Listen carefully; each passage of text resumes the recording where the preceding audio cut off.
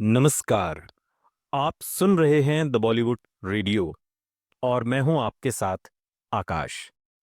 दोस्तों, आज के इस पॉडकास्ट में हम बात कर रहे हैं धर्मेंद्र और हेमा मालिनी की।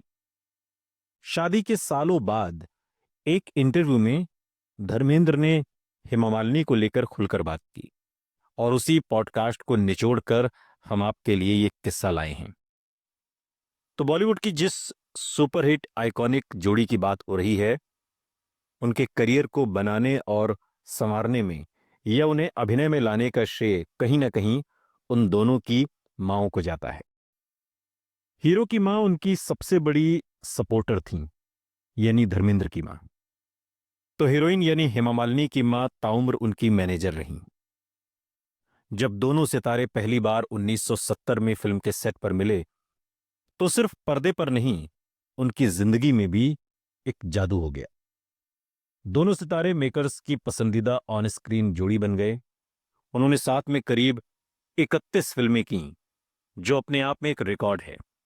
वो पहली बार 1970 की फिल्म तुम हंसी मैं जवां के सेट पर मिले और देखते ही देखते एक दूसरे पर दिल हार बैठे। धर्मेंद्र और हेमा मालिनी की बात जब होती है तो सीता और गीता, राजा जानी, आसपास, पत्थर और पायल, ड्रीम गर्ल, शोले जैसी 31 फिल्में हैं जिनकी चर्चा आप करते हैं। धर्मेंद्र और हेमा मालिनी का एक दूसरे के लिए दिल पहली फिल्म साथ में जब की तभी धड़कने लगा। शादीशुदा होने के बावजूद धर्मेंद्र हेमा मालिनी के इश्क में गिरफ्तार हो गए। शोले की शूटिंग का एक किस्सा बहुत मशहूर है, जिसमें वीरू यानी कि धर्मेंद्र बसंती यानी कि हेमा मालिनी को रिवॉल्वर चलाना की इस्तेमाल करने की एक तरीके से ट्रेनिंग देने का ये सीन है आम के बगीचे में। और कहते हैं कि उसी सीन के शूटिंग के समय धर्मेंद्र लाइट बॉय को उन्हें डिस्टर्ब करने के 20 रुपए दिया करते थे, ताकि उन्हें हेमा मालिनी के करीब रहने का ज्यादा से ज्यादा वक्त मिल सके। और इस तरह धर्मेंद्र को हेमा मालिनी को बार बार गले लगाने का मौका मिल रहा था। क्योंकि धर्मेंद्र की प्रकाश कौर से पहले से शादी हो चुकी थी और उनसे उनके 4 बच्चे थे, इसलिए हेमा मालिनी ने शुरू में तो धर्मेंद्र के शादी के प्रस्ताव को भी ठुकरा दिया।